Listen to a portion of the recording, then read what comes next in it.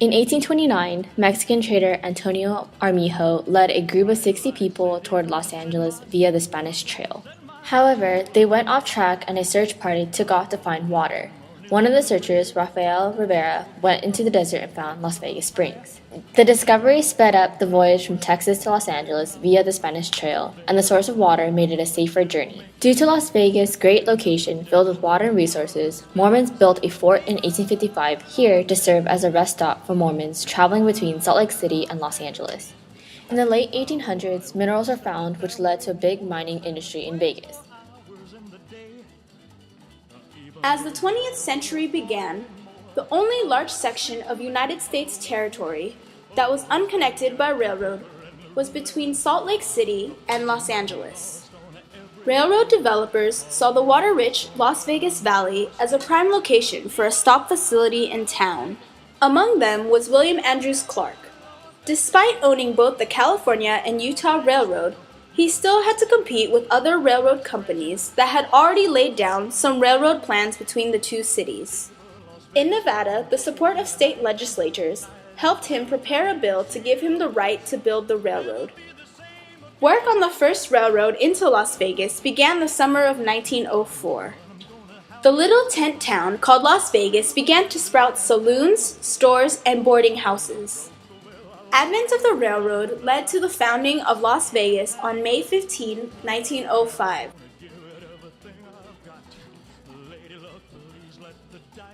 On October 1, 1910, Nevada passed a strict anti-gambling law. Las Vegas at the time relied on the railroads and the red light district, also known as Block 16, where underground gambling and drinking took place illegally for years. During World War I, demand for metals and materials from Las Vegas made the railroads there even busier. As the war ended in 1918, the demand decreased and Las Vegas was slowly becoming a mere maintenance stop for railroads. In 1919, Prohibition was passed and many saw no reason to go through Las Vegas. The stock market crash of 1929 was the beginning of the decade known as the Great Depression. With the construction of the Hoover Dam beginning just outside of Las Vegas, many people in need of work and money began to arrive in Vegas, causing a big population boom. At the time, Las Vegas law had prohibited the Vegas lifestyle known today. It included no drinking, no gambling, and no prostitution. However, that did not stop tourists from all over the world from coming and seeing the construction of what would be known as the Eighth World Wonder. This sudden burst in tourism caused the federal government to rethink its laws. In March of 1931, gambling was re-legalized with the Wide-Open Gambling Bill of 1931. They did this in the hopes that more people would come, have fun, and decide to spend lots of money gambling in Vegas. After the law had passed, places such as the Northern Club and the Apache Hotel were one of the first to get a gambling license.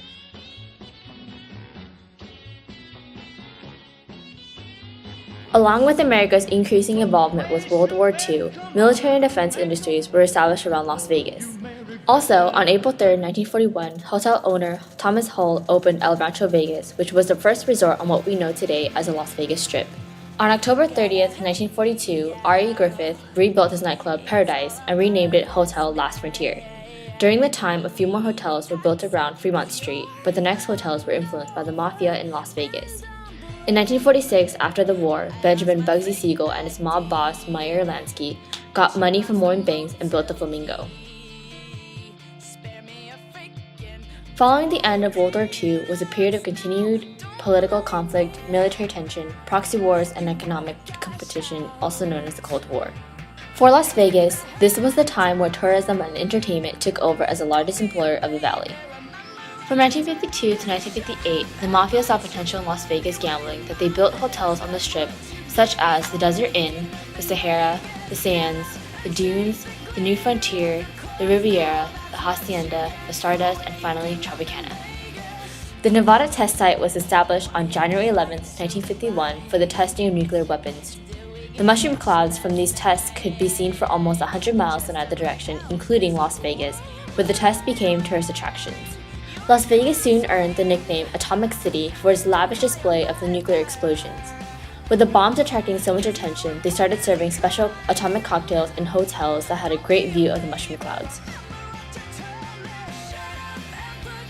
Las Vegas today has many of the largest hotels of the world, with MGM Grand, the Venetian, Bellagio, Palazzo, Luxor, and many more that just fill the top of the largest hotels list.